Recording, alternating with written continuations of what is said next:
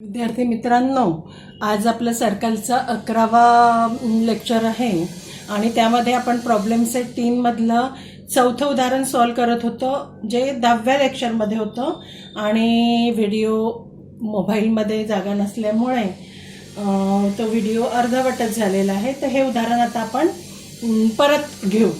Fourth problem अर्ध झालं होतं आपलं. काय आहे problem? In the figure O is the centre of a circle, segment A B and segment A C are the tangent segments. Radius of a circle is r and length AB is equal to r. Prove that quadrilateral ABOC is a square.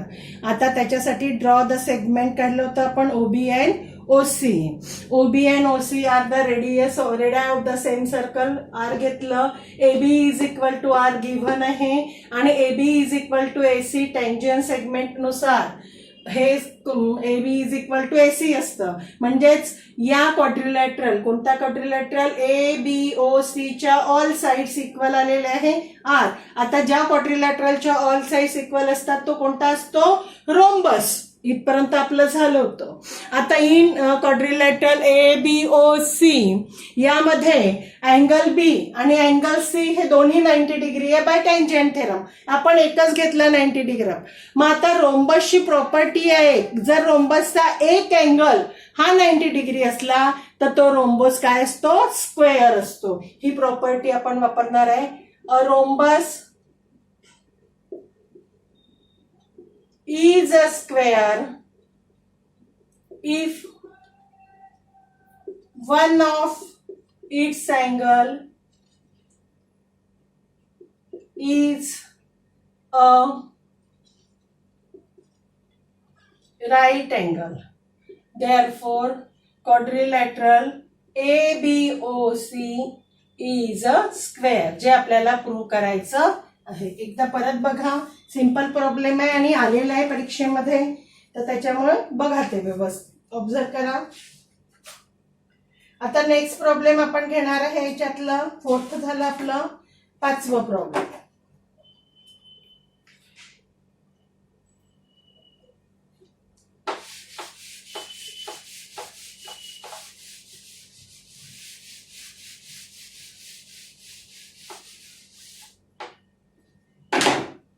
पाचव्या problem मध्ये बघा काय आहे.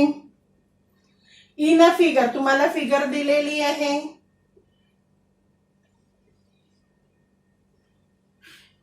Circle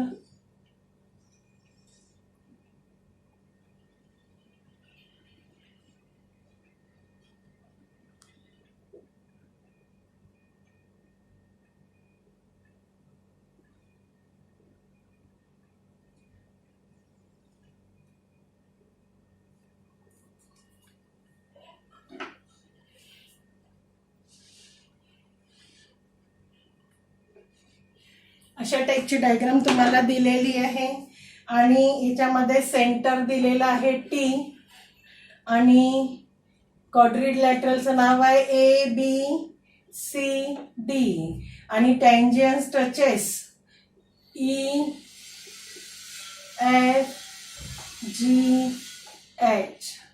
मी problem read करते. In figure quadrilateral ABCD is a parallelogram. It's circumscribes the circle with center T. Parallelogram मध्ये एक circumcircle आहे, म्हणजे पॅरलोग्रामच्या आतमध्ये आहे. With centre T. Points EFGH are the touching points. आता याच्यामध्ये तुम्हाला गिव्हन आहे AE is equal to 4.5 and EB is equal to 5.5. Find AD आपल्याला फाइंड करायची आहे. आता बघा, आपल्याला एक थेरम माहित आहे टँजंट सेगमेंट थेरम नुसार की इंटरनल, बाहेरच्या एक्सटर्नल पॉइंट मधनं सर्कलला काढलेले टँजंट सेगमेंट्स हे सेम असतात. मग AE इज इक्वल टू काय होईल? AH. त्या पद्धतीने EB इज इक्वल टू काय होईल? BF. म्हणजे बी पासून काढलेले टँजंट सेगमेंट इक्वल राहील, ए पासून काढलेले इक्वल राहील, डी पासून काढलेले इक्वल राहील आणि सी पासून काढलेले इक्वल राहील. हेच आपण लिहून घेऊ. मग आता इथे बघा AH is equal to AE is equal to 4.50 given आहे आणि BF is equal to BE is equal to 5.5 आणि पुढचं let DH is equal to DG is equal to suppose घेऊ आपण X, हे X घेतले आपण and CG is equal to CF is equal to Y. हे सगळे कशावरून घेतलेले आपण टेंजेंट सेगमेंट थेरम. कशावरून घेतलंय टेंजेंट सेगमेंट थेरम वरून. ठीक आहे. आता बघा we have given that quadrilateral ABCD is a parallelogram. दिलेलंच आहे. काय आहे गिव्हन आहे. मग what is the property of parallelogram. Opposite sides are congruent. पॅरेलॉग्रामच्या अपोजिट साइड्स या कॉन्ग्रुएंट असतात. मग त्यानुसार आपण घेऊ therefore AB is equal to CD होईल. AB is equal to CD कशानुसार घेतलं आपण अपोजिट साइड्स ऑफ पॅरेलॉग्राम. ठीक आहे. आता AB म्हणजे काय आहे डायग्राम मध्ये बघा. AB म्हणजे काय डायग्राम मध्ये. AB म्हणजे आहे AE प्लस EB आणि CD म्हणजे काय आहे. CD म्हणजे आहे CG प्लस GD होईल. कशावरून घेतलं आपण हे फ्रॉम फिगर. बघा आता याच्यातल्या व्हॅल्यूज ठेवा. AE किती आहे आपल्या जो 4.5. EB किती आहे 5.5. CG किती आहे Y आणि DG आहे X. म्हणजे एक रिलेशन तुम्हाला मिळालेलं आहे. कोणतं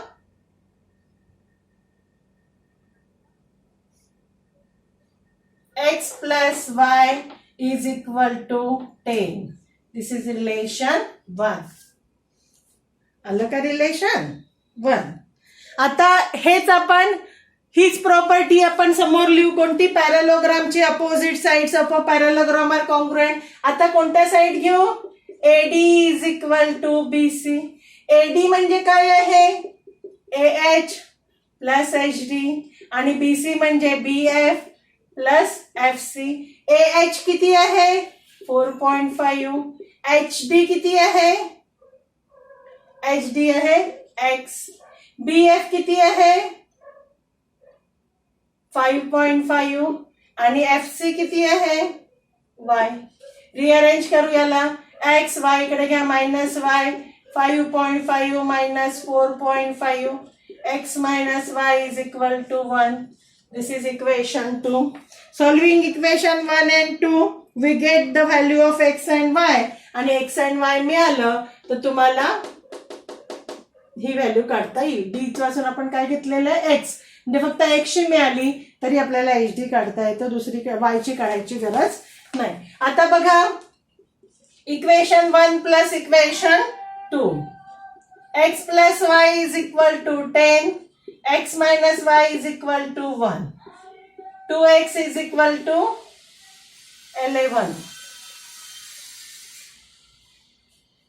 Divide both the by 2. X is equal to 2 पंचे 10 2 पंचे 10. आता बघा आपल्याला फक्त X लागत आहे कारण तुम्हाला फक्त AD विचारला. AD म्हणजे काय AH प्लस HD. HD काय आहे X. आपल्याला Y ची नाही काढली तरी चालतं. Therefore AD is equal to AH plus HD. AH आहे 4.5. HD आहे X 4.5 आणि X ची व्हॅल्यू आहे 5.5 म्हणजे किती आलं 10. AD is equal to 10. Can you observe problem?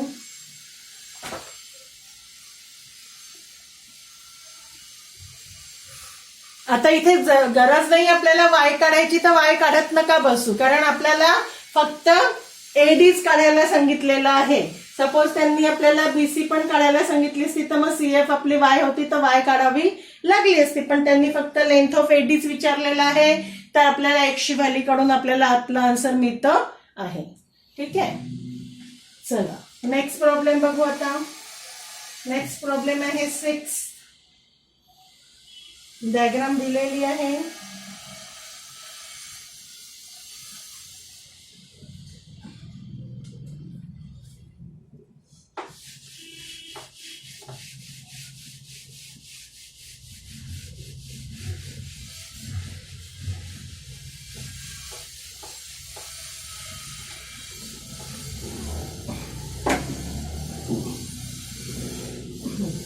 Six problem मध्ये मोठं सर्कल दिलं आहे आणि या मोठ्या सर्कलचा एम हा झाला आणि यामध्ये एक छोटा स्मॉल सर्कल.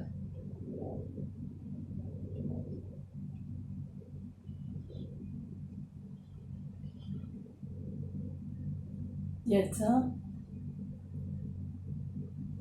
एन आणि टी आहे याचा टचिंग पॉइंट. ठीक आहे, आता हे आपल्याला इंटरनली टचिंग सर्कल आहे, तर याचे सेंटर हे ऑन द लाईन असतात, कोलिनियर असतात.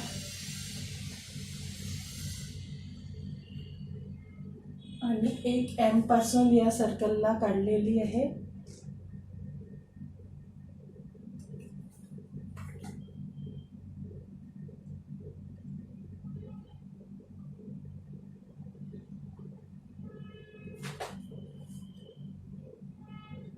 आर हा झाला एस, हा झाला राईट अँगल. ठीक आहे, अशा पद्धतीचे डायग्राम दिले. In the figure circle with centre M touches the circle with centre N at point T. ठीक आहे, radius R M touches the smaller circle at point S. Radii of circles are 9 centimetre and 2.5 centimetre. म्हणजे मोठ्या सर्कलची radii 9 आहे R M आणि N S आहे 2.5 centimetre. Find the answers to the questions, hence find the ratio M S is to S R. पहिले find the length of segment M T, नंतर find the length of segment M N, नंतर विचारलेलं आहे find the measure of angle N S M. आता बघा याच्यामध्ये आपण पहिले केलं आपण ड्रॉ सेगमेंट एन एस. ठीक आहे, मग radius of the larger circle is given आहे 9 सेंटीमीटर. आता लार्जर सर्कलची रेडियस म्हणजे काय आहे, एक तर एम आर किंवा एम टी दोन्ही होईल 9 centimetre. Therefore M R is equal to M T is equal to 9. नंतर पुढचं घेऊ आपण radius of the smaller circle is 2.5 centimetre. ठीक आहे, मग आता रेडियस काय झालं स्मॉलर सर्कलचं N S, N is the centre और N T is equal to 2.5 centimetre. आता आपल्याला माहित आहे M dash N dash in means N is in between M and T. कशानुसार, by the theorem of touching circle. Touching सर्कलचा जो theorem आहे त्याच्यानुसार 3 पॉइंट्स, 2 सेंटर आणि टचिंग पॉइंट हा कसा असतो, कोलिनियर असतो. मग आता याच्यानुसार M N plus N T is equal to M T. ठीक आहे, आता एम एन नाही माहित आपल्याला, एन टी माहित आहे 2.5 आणि एम टी माहित आहे 9, म्हणून M N is equal to 9 minus 2.5, M N is equal to येईल 6.5 सेंटीमीटर. एम एन मिळालं. ठीक आहे, आता एम एन मिळालं NS माहित आहे तर तुम्हाला SM काढता येतं कशानुसार पायथागोरस नुसार.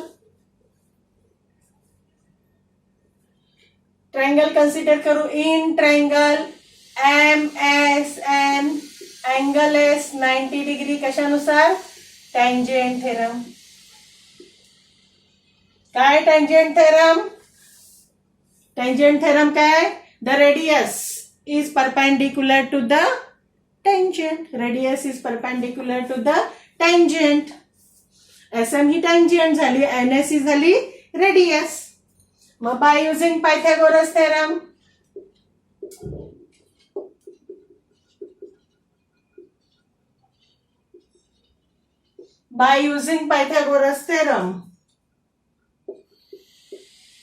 काय होईल mn square is equal to ms square plus ns square.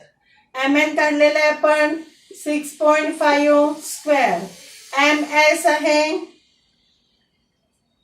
ms square काढायचं आहे प्लस ns आहे रेडियस म्हणजे 2.5 स्क्वेअर. ठीक आहे. आता 6.5 चा स्क्वेअर आहे 4225 मायनस याचा आहे 6.25 इज इक्वल टू याचा स्क्वेअर केला इकडे ट्रान्सफर केला ms square is equal to त्याच्यात 0 राहिले आणि 46 मधनं 2 गेले 40 मधनं 4 गेले 36. therefore ms is equal to 6 centimetre taking square root. ms मिळालं. नंतर पहिल्या प्रश्नाचं होतं find the length of segment MT. MT आपण काढलेला आहे कुठेला MT 9 centimetre. Find the length of segment MN. MN पण काढला 6.5. आता find the measure of angle आपल्याला करायचं आहे एन एस एम. आता एन एस एम मध्ये अँगल हा मिळाला 90 डिग्री. तिन्ही क्वेश्चन झालेले आहे. आता आपल्याला रेशो फाइंड करायचा आहे MS इज टू SR. आता MS काढलं आपण आता SR काढायचं आहे आपल्याला.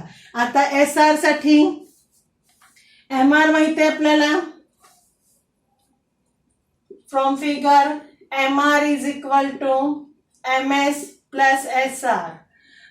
MR पूर्ण MR आहे 9 म्हणजे radius of bigger circle. MS काढलेलं आहे 6. SR काढता येतं.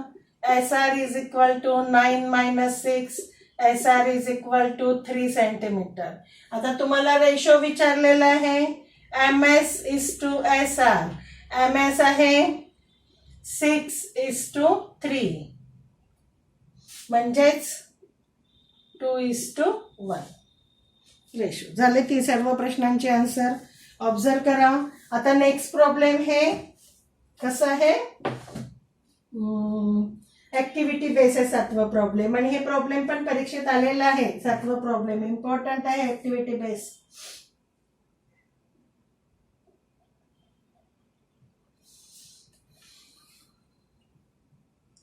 ठीक आहे. एक प्रॉब्लेम घेऊ आपण ह्या लेक्चरमध्ये 7वं मग संपवू लेक्चर.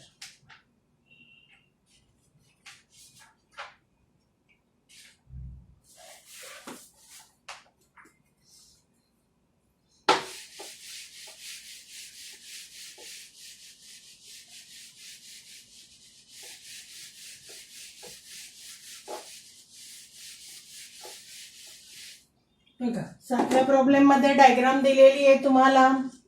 दोन एक्सटर्नली टचिंग सर्कल्स दिलेले आहे.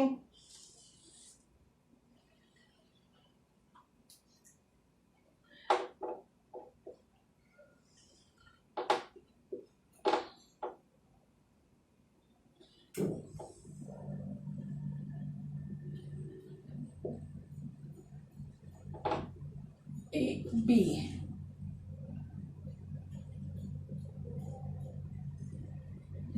अशी डायग्राम आहे. In the figure circles with centre x and Y touch each other at point Z. हे हा पॉइंट आहे Z. A secant passing through Z intersect the circle at point A and B respectively. Prove that radius XA parallel to radius YB. Fill in the blanks and complete the proof. Simple आहे. Alternate angle किंवा आयसोसिलियस ट्रायंगलनी alternate angle दाखवा congruent आणि alternate angle congruent झाले तर ह्या दोन line alternate angle म्हणजे हा अँगल आणि हा अँगल कॉन्ग्रुएंट दाखवायचा. फिल इन द ब्लँक्सच भरायचे आहे बघा.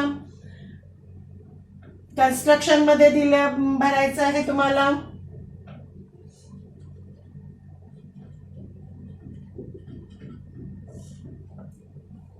त्यांनी कन्स्ट्रक्शन पासूनच सुरुवात केलेली आहे फिल इन द ब्लँक साठी. पहिलं ड्रॉ सेगमेंट्स. कोणते दोन सेगमेंट आपण ड्रॉ केले? X Z and Y Z. हे डॉटेड लाईननी दाखवलेले आहे. एक्स झेड आणि वाय झेड सेगमेंट आपण ड्रॉ केले. प्रूफ. प्रूफ मध्ये bye theorem of touching circles point x z y are काय पाहिजे? Collinear. Fill in the blanks मध्ये काय पाहिजे? कोलिनियर. मग आता कोलिनियर आहेत. मग नंतर त्यांनी दिलेलं आहे therefore angle X Z A हा angle is congruent to angle YZB किंवा BZY. का बरं? Opposite angle. Congruent to angle BZY. कशानुसार? Vertically opposite angles. VOA. तुम्ही VOA ने लिहायचं. अपोजिट अँगल्स लिहा, व्हर्टिकली अपोजिट अँगल्स लिहा. लेट. आता या अँगलचं मेजर घेतलं आपण. Angle X Z A is equal to angle B Z Y is equal to suppose a घेतला आपण 1 नंबर.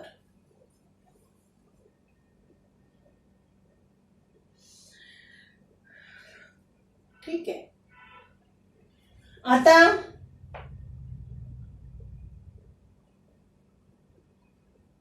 नाही घेतलं तरी चालतं. या दोन ट्रायंगलला वेगळं वेगळं पण यांनी जे दिलेलं आहे त्यानुसार आपल्याला करायचं आहे. ए घेतलं. मग नाव segment X A congruent to segment X Z. X A congruent to X Z. का बरं? Radius of same circle. का बरं कॉन्ग्रुएंट आहे? रिझन लिहावं लागेल तुम्हाला. Radius of same circle. एकाच सर्कलच्या रेडियस. आता बघा जर ट्रायंगलच्या दोन साइड, हा ट्रायंगल कोणता झाला? एक्स ए झेडच्या दोन साइड जर कॉन्ग्रुएंट आहे तर त्या साइडचे अपोजिट अँगल सुद्धा कॉन्ग्रुएंट असतात. कशानुसार? आयसोसिलियस ट्रायंगल थेरम नुसार. कशानुसार? आयसोसिलियस ट्रायंगल्स थेरम नुसार. Therefore angle X A Z is equal to angle X Z A आणि is equal to X Z A आपण किती घेतलेला आहे? ए. म्हणून हा अँगल झाला ए. कशानुसार? इथे रिझन लिहिते मी. Isosceles triangle theorem. कशानुसार? Isosceles triangle theorem. हा 1 नंबर, हा 2 नंबर. आता सिमिलरली दुसऱ्या ट्रायंगल मध्ये सेम तसंच करायचं आहे. Similarly segment YB congruent to segment YB congruent to segment YZ. परत रिझन काय होईल? Radius of same circle. या दुसऱ्या सर्कलचं बघत आहे. दुसऱ्या सर्कल मध्ये जो ट्रायंगल आहे त्याच्याही दोन साइड्स कॉन्ग्रुएंट झाल्या म्हणजेच त्याच्या साइडच्या अपोजिट अँगल सुद्धा कॉन्ग्रुएंट होतील. देअरफॉर अपोजिट अँगल कोणते होईल? BZY is equal to angle YBZ is equal to BZY. आपण A घेतलेलं आहे म्हणून याला A घेऊ. परत इथे रिझन आहे आयसोसिलियस ट्रायंगल थेरम आणि याला नंबर द्या 3 नंबर. झालं आपले from 1, 2 and 3.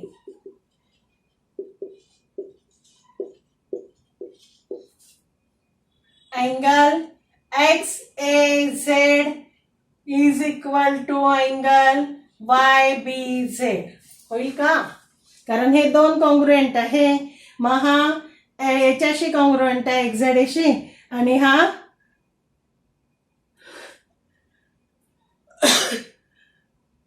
YBZ she congruent आहे म्हणून ते दोन अँगल्स कॉन्ग्रुएंट होतील. बट देअरफॉर इथे लिहिता येईल radius XA parallel to radius YB. कशानुसार? Alternate angles test theorem. Alternate angle test theorems for parallel lines. Okay असं आहे. चला आता आपण इथेच थांबू. नेक्स्ट लेक्चरमध्ये आपण बाकीचे राहिलेले प्रॉब्लेम्स कंटिन्यू करू.